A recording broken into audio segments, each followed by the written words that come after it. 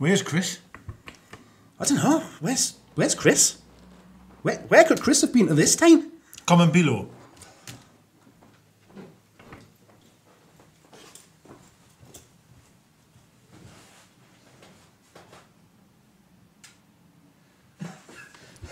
You got pain on your arse.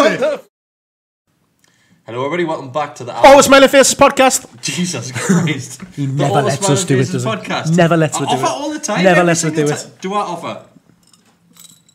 You offer your body every time, yeah. Exactly. Every Exactly. time. No, I just don't like to do it. He gets the fear. I do. I do. In case you can't say the Always Smiling Faces podcast. I know, it's really stupid. Go on, try it now. While we're live. Good evening and welcome to the All the Smiles and Faces. Right, he's never doing it. That's it. Never doing it. I only think that's all I never have to do it. Fails. That's another reason to get rid of him. So, true story. What's the first reason? Well, where do we start? So, yeah, we're here to do a review of the game against West Ham. I don't think anyone really wants to discuss that in great detail, if I'm being completely honest with you. Yeah, well, the first 10 seconds of the podcast, this is probably the happiest you'll see for the next 20 minutes or whatever. That is true. Unless someone comes and puts some money in the shop parking machine. You what? Say what now? In the parking machine? Mm-hmm. In the ticket machine? What? I have no idea what you're talking about. Oh, God. People will. Some people will. Cut. Comments below. Reason Comments below. Reason number. Right, okay, Reason number 236 to get rid of Decker. Yeah. So, yeah. There's obviously something else there, Ben. The West Ham game.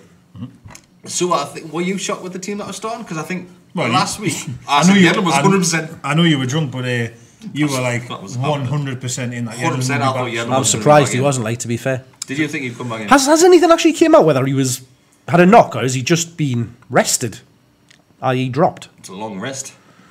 The only thing I can think of, because I was contemplating this on Saturday when Manquillo was still in the team, and I just thought, is it because fucking hell, hold tight here because I'm going to say this. Is it because Manquillo is a better defender than Yedlin? No, I'm kidding. Potentially, is that why he was? Well, I would say they're probably on par. Yedlin gives you more going forward, doesn't he? He's more attacking in that wing back role. So that was the only thing, the only straw I was clutching at. But Manquillo didn't really do anything wrong against Huddersfield, did he? Against Burnley, sorry. No. He had a decent game against Burnley. No, he did. You just expect if Yedlin's fit, he comes back in. Yeah, that's what I said in the last podcast. 100%, he'll be back in that team. So I was shocked when I saw. I would rather have him in than Manquillo. Yeah, like, I have to be honest with you. I did think we might have contemplated some changes, and I'll probably get on to talk about why that would have been as to how the game panned out and stuff like that. But I think I'm going to agree with you. On the flip side of it, why would you change a winning team that's been doing well and stuff like that?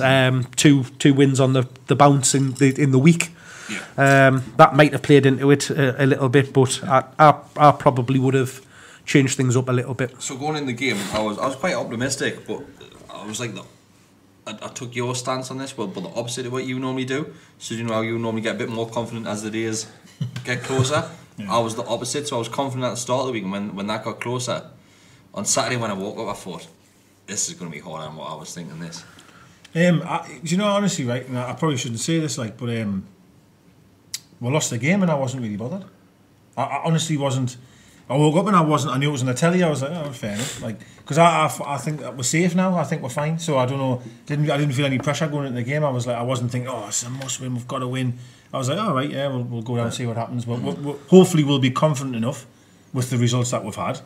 And then the good old Newcastle United turned up. So normally after a defeat, you're like spitting feathers and stuff like that. Yeah, like, I am, and I'm probably on a similar stance. Like after it was more disappointment than anger, really, from me. I a lot of times when we have getting beat, I'm quite angry after a game. This one I was like, oh, it was a step up. We've got to look over, and it was a step up compared to likes of Huddersfield and Burnley. You would say, I know Burnley have been on and off this season. I would have took us for a defeat on Saturday, like. Really? Yeah. Oh, well, fair enough. I think most people would have probably took a draw, especially away from home. We'll get on the stadium. That stadium, I hate that stadium. But we'll get on that. The Billy Bond Stadium. Oh, is that what they call that? They now mentioned it once. Who the hell's Billy Bond, man? I've got no idea. James Bond's dad. Like, literally no idea who he is. Come on. You must have Not a heard clue. of Billy Bonds. I fucking heard it on Saturday, mate. Honestly, I haven't. I am surprised the amount of people that do say that they've no idea who Billy Bonds is. Like, Should I know who he is? maybe you're a bit young. Who is he? I don't mean any So disrespect he was by a that, big player for West Ham back in the day. He's one of their famous players alongside like Bobby So Moore when and what do they call it again? The bowling ground. When that closed, was he there for that? aye, Fireworks yeah. Oh, taxis coming in and all that, was he? he's one of their all-time great players. Fair That's enough. probably why I don't know who he is. So, Yeah. but you I see, don't know who he is. I would have expected more people. I can understand like the younger fans and stuff like that. Like if you early So what- 20s, what not like your what late era was he 30s like you playing used in, to. What era was he playing in? Black and white. What era? I didn't know what you said there. So. There is no idea what you said. What era? Like, who was he playing against? Chopper Harris and that? He was like Something playing that. along like with Trevor Brookin and all them kind of thing. So it was like 60s, 70s. Lawrence and Hansen and that. No, before that. No, well before that. They were playing the 80s, man. 80s, yeah, so. yeah. But was Bonds not manager of West Ham in the 80s? I don't know. We didn't know who he is. Well We been didn't know who he to was. be Yeah, I think it was 80s he might have been manager of it, but The display looked canny. I'll give them that. Oh no, it looked mint. It looked absolutely tremendous, didn't it? Yeah, it it did look good. It looked really good. But that's not credit for them. So, the team going into it, I think, like we said, Mankio what held his spot. The rest of the team, Mark touched there, you wouldn't have been too shocked if there were changes. Do you mean starting changes or throughout the game? So I think I probably would have made changes sooner than, but Rafa doesn't do that. But I would have made changes to the lineup and formation before we'd even kicked off and started. Is it not easy to say that we've lost? I don't know if you had been saying Yeah, before and went, oh, you're not as I say, it's easy to say, yeah, you know, to do that. But I probably expected we to play more of a 5-3-2, 5-3-2-1, 5-3-2-1. We've got there. Yeah. 5-3, no, 5. 5-3-2. 5-2-2-1. 5-3-2. How many is that? 5-3-2. That's 10, eh? 5-2-2-2-2-2. 5-2-2-1. 5-3-2-1. Yeah, that's it. Yeah. House. We've got it. Yeah. 5-3-2-1. Well, you're 5, you're 3, and you're 2. There's 10. Actually, no, that's wrong. 5-3-2. Because you can't. So it would have been. But we're doing play, we'll do it. 5-2-2-1 is what we Yes, essentially played. Well, But- yeah, but Everyone's watching this just going, yeah. Good job I took my socks off. But we'll never play 3 midfield. We'll do it. We'll play 2. We'll play Longstaff and and that's where I thought the problems stemmed from on Saturday, because they played more of a 4-5-1 and totally flooded the midfield. So, So leading up ours the were game, massively before balls even overrun. kicked, and Sky done exactly the same. They're trying to compare Declan Rice and Sean Longstaff from the start. Yeah. It's an easy comparison, mate, just because they're both English now. Well, one's Irish. One's Irish. But you know what I'm getting at. It's just an easy combination. I saw a lot of Newcastle fans beforehand as well mention it, but not a great deal. It was the media that was playing up to it more than anything, just because it's two young players that have both broken through and having some good said games. After the game, I said, why can't we just be grateful that we've got two young Exactly. lads who've got potential and could be potential future England players? It's the same, all young players. Like you look at Trent Lampard and Arnold Gerrard. in Liverpool's team. There's people talk about him. Let's embrace it. Look to the future. 4 or 5 years down the line, the next Euros, the next World Cup, we can have some of these players breaking through and into the England squad. It looks good for our future. Well, I thought, in fairness, I thought, especially the two that was Nolan was on money. Nolan and somebody else. I was disappointed Redknapp. with Was it Kevin Redknapp? Nolan. Like, Yeah, it was Nolan. Well, I didn't hear everything they said because I didn't really listen to them, but he did say one thing where he was just saying that he was excited to see them and that it was good for English football. Like they weren't trying to say like there was any competition of who was going to come out on top of the day. They were just saying that it's nice to see young players, English players coming through, which is That's the way it should be. That's what it is. Yeah, You know what I mean? It was absolute shite how it went on. Like after that, like but never mind. But So the game itself, it was a bit of, in fact, I'm saying it's a bit of, but it was a complete no-show from Newcastle. I don't know. Second half, once we're I've seen we play a hell of a lot worse. yeah. I'm not saying Second half, we came I'm back not saying more we into played it. dreadful, but it just seems as if when a couple of players aren't on the top game, everyone else drops. When Shelby used to have blindness for, he used to pull the team up. Yeah. And he has a bad game, and everyone else seemed to play shit around him. Yep. I don't think anyone necessarily played shit, but were off the pace, I thought. Well, I've said this for years watching Newcastle. I've said it for years. if we win a game of football, you tend to find 11 players play well, or certainly 10 of them. And if a few players aren't ticking, we just don't show up. Yeah. We can't seem to just have 1 or 2 players to play really well and the rest play shit and win a game. It's either all or nothing with us. It's everyone has to play well to win a game, and it is frustrating. You see, it has more of an impact when we don't have that real quality in the team where, you know, like you've got a couple of players that can carry others. We don't have that. If everybody isn't, you know, playing very, very well, we haven't got somebody that can dig what out really and turn it around. Well, getting into the goals, obviously, but I think we look really tired. Yeah. I thought it was a tired performance. We look shattered. And going back to what Mark's saying now, obviously looking after the game, maybe you can think of maybe if they had to freshen it up a bit. There was obviously options available. I wouldn't have done that. I'm not saying that we should have, but no. I just felt we looked shattered. We just looked absolutely knackered. And I honestly, the only person for me that played well was Hayden. That was the only player that played well, I thought.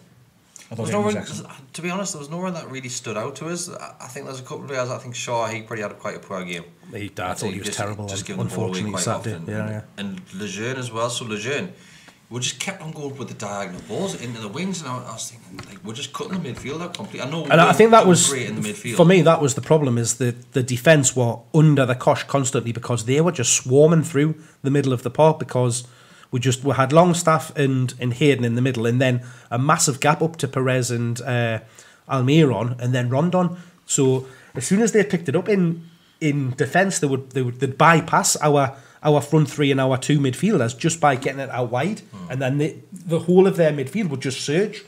They were quick on the ball. It just shows you moved the ball. The games against Huddersfield and Burnley, like those 2 teams, they weren't fast with approaching getting a goal. West Ham was a complete different. They were trying to get that ball at the top of the pitch as physically as fast as they could. It was like watching us. They were good in the last couple of games. They were really good. They've done a few moves that were. What I would say is, let's be fair. You can see how West Ham are an established middle of the table club, if not higher. You know, 7, 8, 9, 10. You know, that type of team comfortably every single year, and we're not.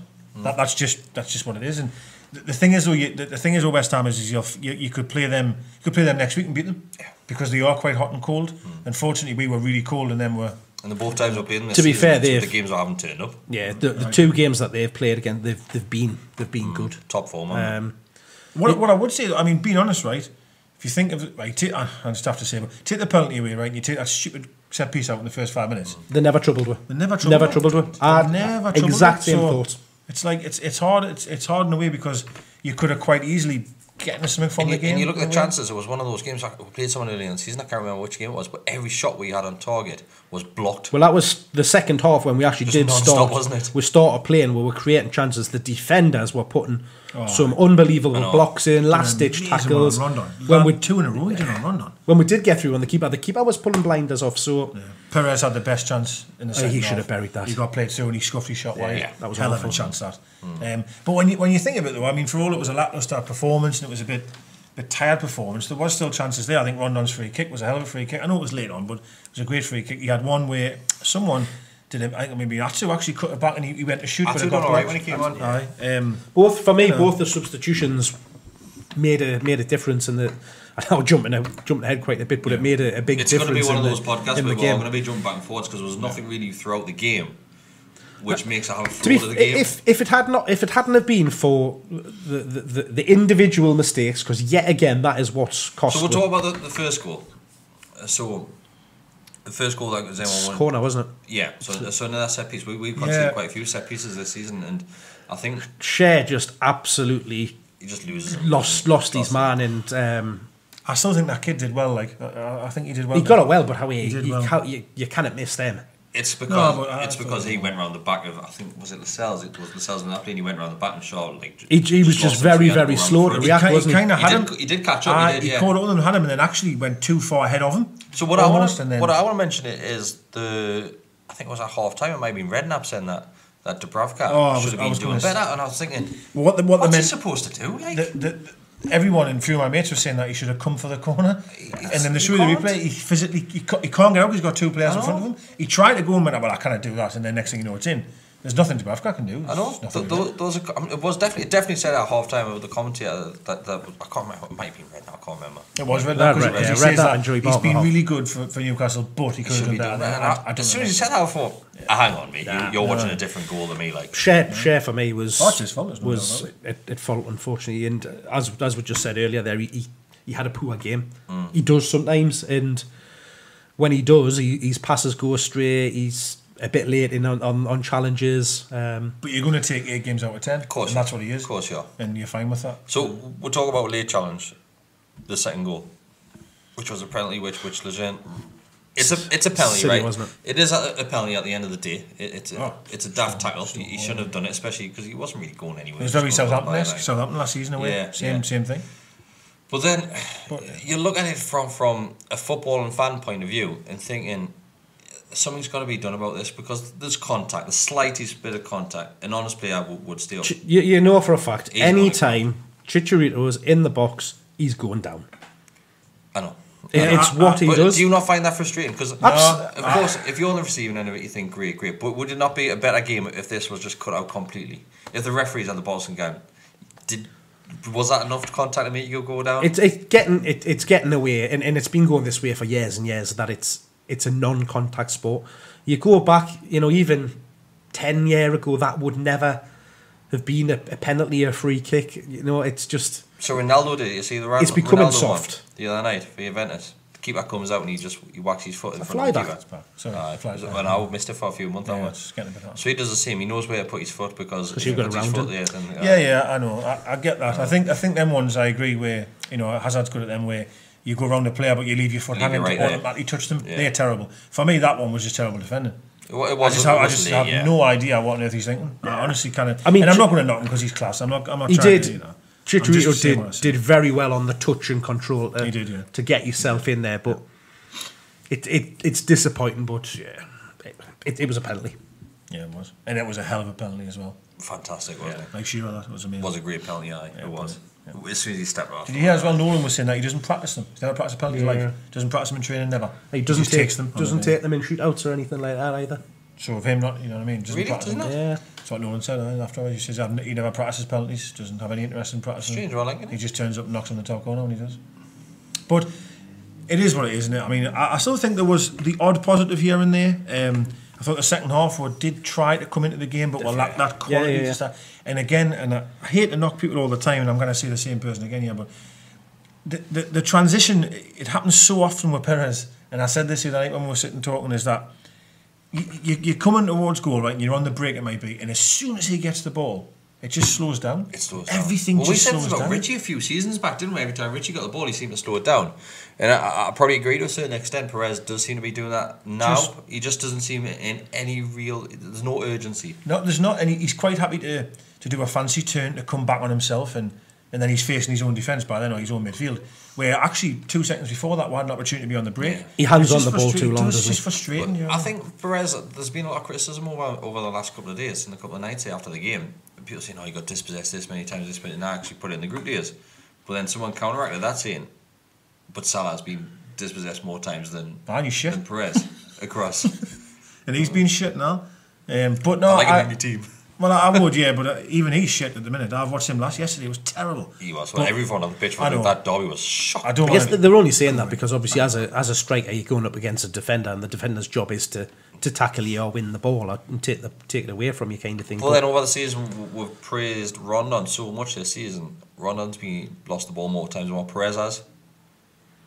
He's good. Yeah, it's better because it's bringing it down on your chest, headers, flick-ons and stuff like that, isn't it? I'd love to see the stats of Rondon getting the ball at his feet and managing to turn. Does he lose it then? Or Perez running into chaos? Because Rondon loses it probably when the ball's it's coming from a goal kick, for example, and he may get it under control, but then you lose it. Perez, for me, he gets in great areas. I cannot deny that he gets away and he finds space, but then when he gets it, it's just Almiron. He beat 3 players, right? Is it Almiron or Almiron? Almiron. All right, sorry. So it's Almiron, right? Or Miggy. Miguel Almiron. That's what it is. So anyway, Roberto said he got the ball at one point in midfield. He'd done 3 players if they went in on the pitch, right? He'd done all the hard work to keep it. He'd give it to Perez, and he lost it within a second of him getting the ball. Within a second, he had lost it. And even Almiron was like, fuck. You could see him go like, I've just beat 3 players there, man. And I don't know, it's just frustrating, but it's one of them days, isn't it? It's just one of them I days. love him. He's one of my favourite players. Who, Perez? I don't think he's. No, he was back to his disappointing best on Saturday. Was he any worse than anyone else on the pitch? That's why I'm not singling him out. Does he deserve the No, he did. slick that he's been getting over the last few days compared to other players on the pitch? Do you think he's? I think it was just more noticeable that he lost possession and where attacks broke down. Do you not think it's always going to be more noticeable for one of your attackers losing the ball though, compared to when you midfield? It didn't happen when Rondon had the ball or Almiron had the. To be fair to Almiron, he did do one that was terrible. Almiron, he cut inside from the right and he just passed it straight. Yes, he did. I was like, what the hell? But take that one away. He very rarely loses the ball, Almiron. He'll beat a player and he'll pass it. He'll find his shirt. I just find with Perez sometimes he's almost sounds stupid to say, he's almost quite happy to lose the ball. He's not really bothered. He does a play and he loses it. Oh well, I got fouled there. Like I think it's just the energy and the eagerness. I don't see it enough from him. The urgency when he gets the ball. I tend to agree. I would definitely agree with you. What and you're then saying the chance when he got put in, whoever it was that played him in, he's 1-on-1, and it was typical Perez shot. It wasn't a shot. It wasn't a cross. It was just. That was a great opportunity. What he was. Game there, but I don't know whether he was in two minds between them, and then I have to say that thing as well. How on earth Matt Ritchie was allowed to take corners for that long? I don't understand. He hit the goalkeeper on everyone, I'd say, pretty much. To be fair, though, the keeper did well come out and get them. Putting in even crosses from open play, just direct on 6-yard box, and the keeper's just coming, just lapping them up with your chairs. Just horrendous. It was timing. We got some really good corners after them scored. And good free kicks as well, and everyone was absolutely awful, like awful. He's a big old unit there, keeper though. Well, don't put it in his 6-yard box then. Don't put it on. A lot of the crosses were going in the 6-yard box. I counted at least 5 where he hadn't even took any steps. He actually physically hadn't took any steps to catch a ball. He's just standing there and caught. You're like, that's no good. And you look back at the game against Burnley and Huddersfield where Almiron's getting the ball. He's running down the wing and cutting them back rather than just trying to deliver them straight into the box. He's cutting them back, and we weren't doing that. And you could see the likes of Perez, Rondon, and Almiron. They just weren't really getting much service. No, especially to the feet. It was basically chuck it over there, go and get it. See what you can do if you manage to get it. And that's where the midfield. That's where we were massively lacking on. Rondon Saturday spent half night. the time as a fucking defensive midfielder, man. The amount he was dropping to try and get a touch of the ball. That's what happens, isn't it? Do you know what I mean? Aye. Well, it was a shame with Longstaff having to go off as well, because I thought it had to be from that challenge that he did. Challenge, what did you think of that challenge? I just thought it was clean 50-50. Like, right, I know he was a little bit later. But he didn't win the ball. Was it a yellow card? Aye. Do you honestly think that's a yellow card? 100%. I just thought, fair enough, I'll probably give a foul to West Ham, but I'd just be like, crack on. Like, he could have really done him there. It was a full-blooded. I've got no issues with it. I've got no issues with malice or anything like that in it. But yeah, it was a coming together, wasn't it? Considering you get a card for kicking the ball away, I've seen a lot worse cards than that. And I mean, well, you never seem to get a card for kicking the ball away these days, do you? He went flying in, and that's fine. I got no issues with it because he could have won the ball. To be fair, he was just a slightly bit too late. I'm glad the referee didn't be a dick and send him off. He could have easily stood him off. He could have really overreacted. But I think from doing that, that's why he didn't come back out the second half. Because I think. Apparently, I think he was hurt from that. Like, no, apparently he's gone out for the season. Who is? Longstaff. Is he? Rumours been going around social media dates. His ligaments, his knee. It could have been like you could tell where he hit it. Aye. You could just tell. He left the ground on crutches, apparently. Aye, but we'll see that now and again anyway. Players leaving on crutches and playing. It didn't look good. Like he got up and he was the way he was feeling. I was like, shit, he's done here. I don't want to send people into some sort of frenzy. Yeah, like. Thing is, for me, I think that would have done. Oh God. I don't know. You'd probably hear more about that sooner. I know they'll have to wait and send them off for a scan and stuff like that, but it's not good, is it? You would have got. I think you would have had an indication by now. What if he was definitely out? So I think the scan was happening today or tomorrow. Yeah, that's what I would have thought. Well, you'd expect it to be today. Has there been anything from anyone? On, nothing. Like so you're right, as and then yeah. Nothing as of yet. Ryder was the one that said he's left the ground on crutches. Yeah. But I mean, look how many times have we seen players going off or hobbling away, and then we hear nothing all week, and we're like, well, are they all right? Are they injured? Yeah. And then the rumours going around is that he's definitely done his ligaments. Like, I mean, in fairness, if you've done your ligament, you don't have to carry on because he actually. That's the thing for me. That's what I thought. Like, he did carry on. Unless it was sheer adrenaline. He might have just strained it. There's a difference between doing your ligament and overstretching your knee. it was the way that he smashed into him. He got up and you could see him like touching him, going, like, because it was one of them where it looked more impact than anything. Well, fingers else. Crossed, there's nothing in it. Fingers crossed. I've snapped my ligament at my left knee, and I couldn't have continued playing football. But you're not Sean Longstaff. I know. You're not Geet Hard, are you? I know. You're not from North Shields. I'm kidding, mate. I'm from Gates. And I will say so. I actually thought Diarmy was okay when he come on. In fairness to the lad, he was all right. He was breaking up play. Yeah. Second half, he was driving from midfield, trying to make things happen. I thought he played all right. And I think that's where we did improve, because it actually it just made we're a bit tougher in midfield, and they probably eased off a little bit as well. At half time, I was watching the game at half time, and one of the lads I know was up from London, and we were just watching the game together, and he went, if anything was changing now, what would you change? I went, probably someone in midfield. I'd probably bring Shelby on. Shelby was the option that I thought straight away. Just trying to bring Almiron into the game and try and bring Perez into the game. I would have took Perez off and brought another midfielder on. Yeah. What, another centre mid? It went 4.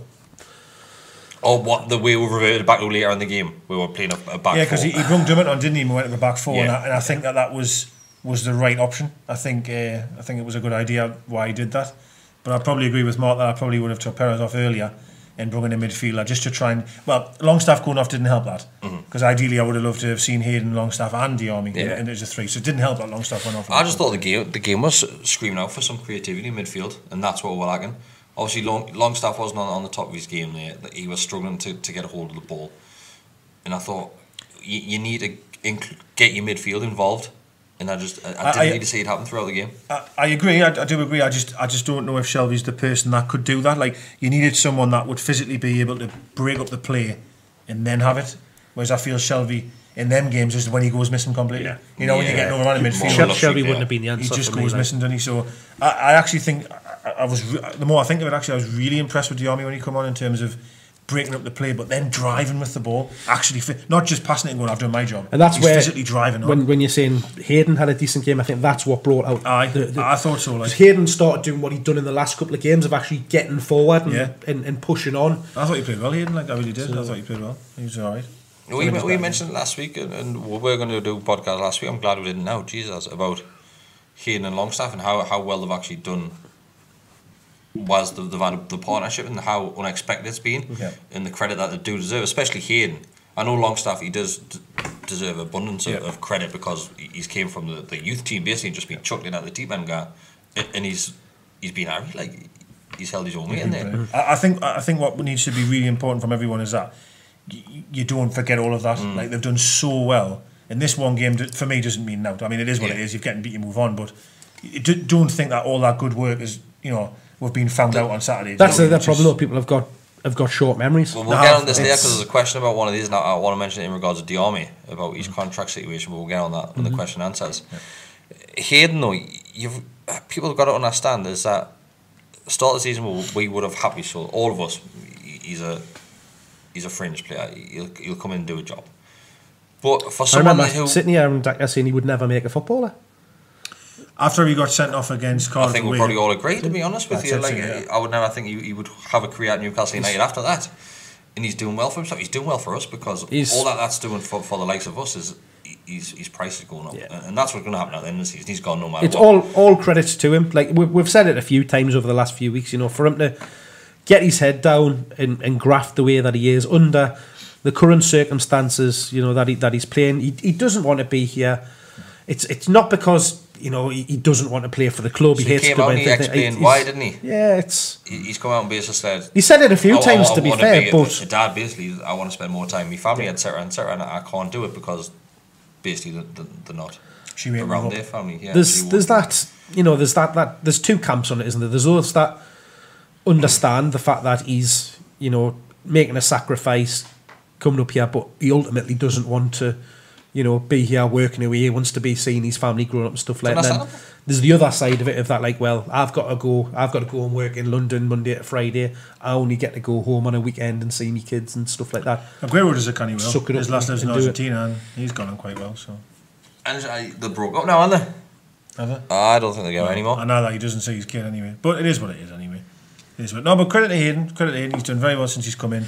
I think being honest here, and I don't mean to be awful, but I think we know that there is for us to be what West Ham are. You need to get rid of him. Of course, yeah. And you need to move on. You need to get someone else in. Well, we're spending a lot of money as well. That's Well, I know, I understand that, but you can't. Sometimes with Newcastle, and this is perhaps a good and a bad thing, is that when someone does well for you, you're kind of like, I really like him, and I want him to play every week, and I'm really glad he's doing well. Sometimes you need to just let them players go in order to move on as a club. You know what I mean? But you've got to look at the situation, and the only one I can think of at the top of my head is Kabay. Kabay wanted away. There was rumours of him going, and he wanted away just to advance his career. Nothing to do with family. Both handled in very, very different ways. Kabay refused to play, apparently. He was a the bus, didn't he? Yeah, so he refused to point blank refused. He went on strike essentially, which again Hayden could have done, but he's knuckled down, and that's why I cannot fault him. No. I cannot, you know, I'll say it to him at the end of the season. Thanks for everything you've done this year. For the first couple of games that you had, when you're going to say but thank you. Off you go. I'm just going to pop around. I mean, in fairness of another manager or another club, you know, seeing what he's done, you'd be like, that's amazing attitude, and it's great on him. It's great for us. He's doing a great job for now for the season to keep up, and his price tag's going to be going up. So it's a win-win situation for everyone, really. He'll walk into it. Birmingham or Aston Villa or 100%, something where he wants to be down there. I think he might join a promoter club, whoever will come up. I don't know. I think he wants to be in the Midlands, doesn't he? I think is that what he wants to be? I think so. Mike could go to Norwich. It's not in the Midlands. It's not the Midlands, but it's close enough. It's not too far away. Hour and a half. Are you sure? It's a lot closer than what we are. How's your geography? About an hour and a half. About an hour and a half from Midlands. Could go to Swansea or Cardiff. It's only an hour or so away. It's longer than that, man. The Swansea from Midlands. It's not of course it is. Straight across the bridge. Of course it is. But I've stayed in Birmingham before when we've played in Cardiff. It's only 8. Why would you stay in Birmingham when we're playing Cardiff? Can't remember. I just did. It's very good. We're playing Watford though. We got fucking spent night in Manchester. It's only 8. I must admit, I once I went down to Arsenal and we played Arsenal, and I stayed in Leeds. I'm just taking the piss out of it. I was going to say it. I did well there, didn't I? So Adam's mate. What game was it where Birmingham and Cardiff are very close. So Spurs. No, he went via Magaluf. You went via Magaluf. Did you? It was cheaper to go. So it was cheaper to go across to Magaluf, spend a night in Magaluf, then get a flight to London than what it was to get a flight from Newcastle to London. Well, night in Magaluf. Happy days, Happy days. That's how you do it. That's exactly how you do it. I know you can go to Vegas for like a tenner, but you've got to go around the world. It takes you 8 days to get there. But, holidays hour by the time you get there. It is, Background lads. How you get there? Adam did that as well. I. Is anyone else got anything to add? No. Just not to panic, not to worry about it. It is what it is. It's a game of football. Fine, we're safe. It's safe, you know. Well, I think we are safe. I just feel that I don't know. I had that feeling in the game. I was like, listen, at the end of the day, we cannot win them all. We're not good enough to win every game, and this is one of them. It's not a game I expected us to win. You know, when you go into some of these thinking we'll beat these, I never had that much confidence. I thought we'd have to play very well to. It was quite funny though. Lascelles in the paper, only Lascelles saying we'll beat anyone in this form. We can beat anyone. Next it was like, fucking Dean say it, man. Dean say it. He's like a dick. It's like when Stephen Taylor said that he'd rather collect stamps and be a Sunderland fan or some bullshit. Yeah, wait, Stephen, you fucked about here. Like that's true. True the winners. Just keep your mouth shut until after the derby, mate. I just, I mean, there's what it is anyway. For everybody, thanks for watching. Thanks for listening. Thanks to Guglielmo Clothing, 10% discount if you use the AWSF pod at the checkout. Get this top. Lovely, that. I've got that one as well. It's quite nice, isn't it? Easily. Yeah. Do caps, t-shirts, hoodies, anything you want. Thank you very much. Love you. Bye. Bye.